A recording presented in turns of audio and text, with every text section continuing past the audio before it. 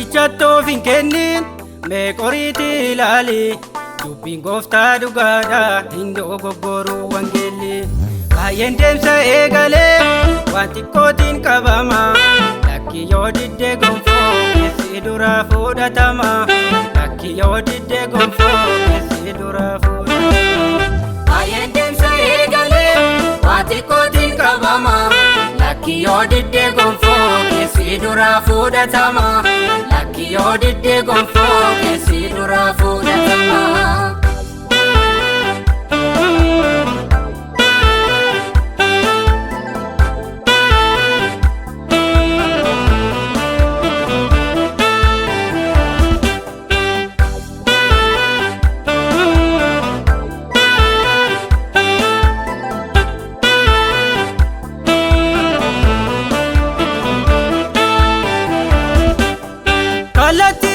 Deemtu sila dangaan inni bu'u miira darbee adeemaa namni waaqayyoon burqaadha maatee baaftee muchuu kan barbaadanii kan kee ittuma yaa'ee waan godhan wallaalanii kan kee ittuma yaa'ee waan godhan wallaalanii.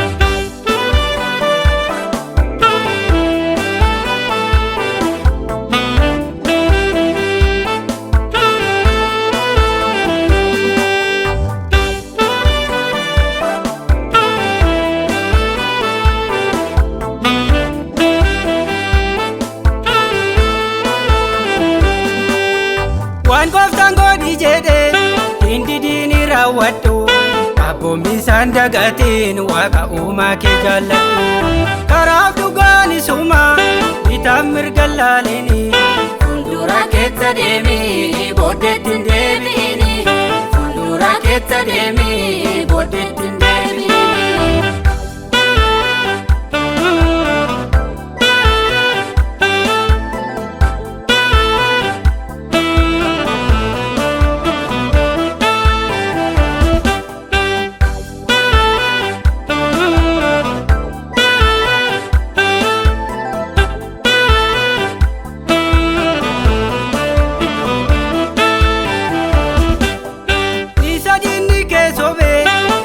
Sitti agarsiise jireenyi keessa jirtu sabni si guuttachiise odaa duwwaa kan baattu obsi hir'uun kee guuta kan keeyyuu irraa hafee ormootaafis kennita kan keeyyuu irraa hafee ormootaafis kennita.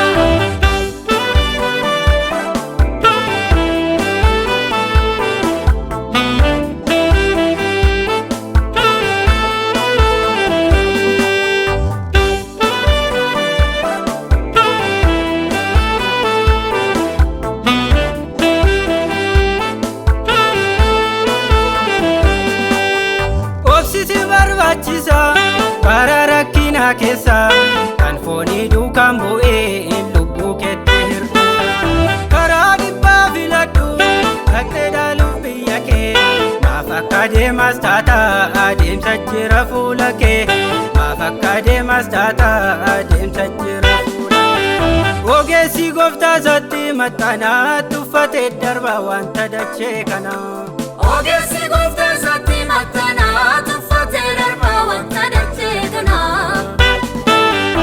Inni kaayyoo kee si dagachiisa Yesuus hin dhufa eegi guyyaasa. Inni kaayyoo kee si dagachiisa Yesuus hin dhufa eegi guyyaasa. Isaatiin malee hin jiruum jireenyi guyyaa rakkinaa sin gatoominne.